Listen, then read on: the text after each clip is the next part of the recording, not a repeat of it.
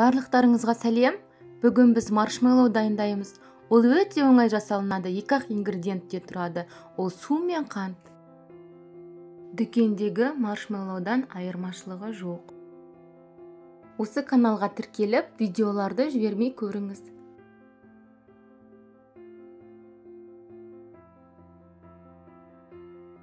Ең бастысы ыдысымызды дайындап алуымыз керекпіз. Өйткені маршмеллоу тез дайындалады. Осындай кішкене ыдыс аламыз. Ол қатты үлкен болмау керек. Ыдыстың астын кішкене сулап аламыз да, бетіне пищевой пленка жабамыз. Оның барлығын бүкіл жерін қалдырмай жақсылап майлаймыз. Егер дұрыс майламай қалса, біздің маршмеллоу жабысып, ол пленкадан алынбай қалатын болады. Тез еритін желатинді 10 грамм аламыз. 1 шай қасықта 5 грамм болады. 2 шай қасық аламын. Оның үстіне 60 мг суық су құямын. 20 минутқа қойып қоямын. Ол өзі желатин еріп қоюлану керек. Табаны қалың ыдыс алып, оған 220 грамм қант саламын да, үстінен тағы да 60 мг су құямын. Асты жабысып қалмайтындай ақырындап араластырып ерітемін. Қанты тез ериді. Еріп кішкене қайнаған бастаған кезде 4-тен 1 бөлігінен шай қасықтан лимон қышқылын саламын.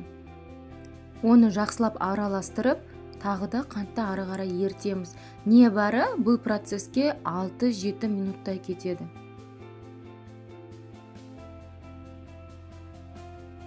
Қоюланған желатинді водяной баняға қойып, оны ерітеміз. Қайнатпаймыз. Қайнатсақ ол құрамын жоғалтып алады. Дайын болған желатинді ыдысымызға салып миксерлейміз.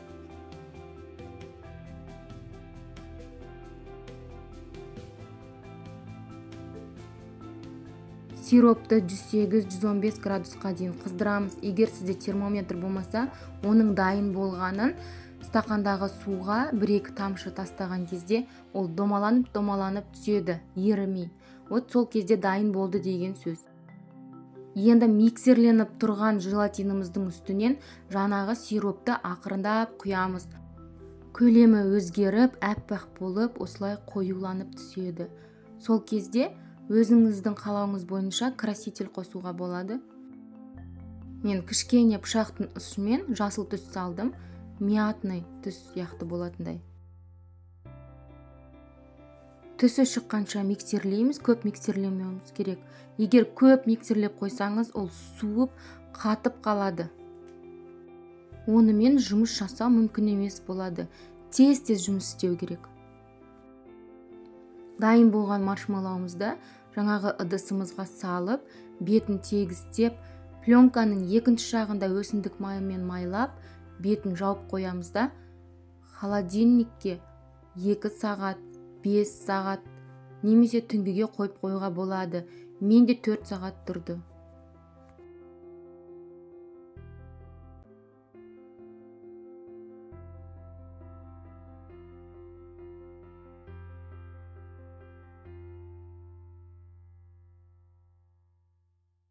Төрт сағат тұрғаннан кейін 1 ас қасық қант ұнтағын, 1 ас қасық жүгері крахмалын алып, екеуін араластырып, біздің жұмыс істейтін дастарханымызға себеміз.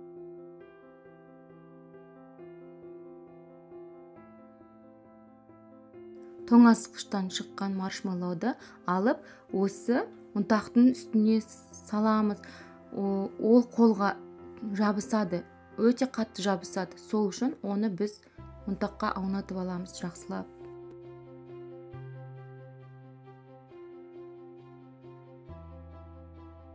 Өзіңіздің қалауыңызша кесіп алыңыз да, кесілген жерлердің бәрін ұнтаққа аунату керек.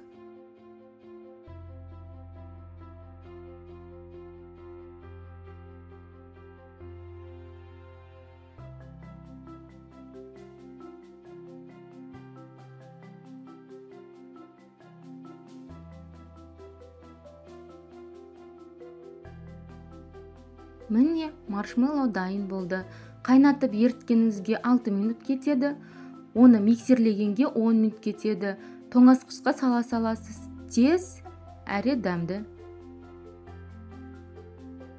Егер сізге рецепт ұнаса, лайк басып комментарий қалдырыңыз.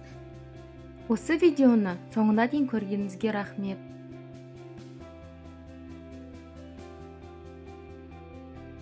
Подписка жасап, видеомен бөлісуді ұмытпаңыз.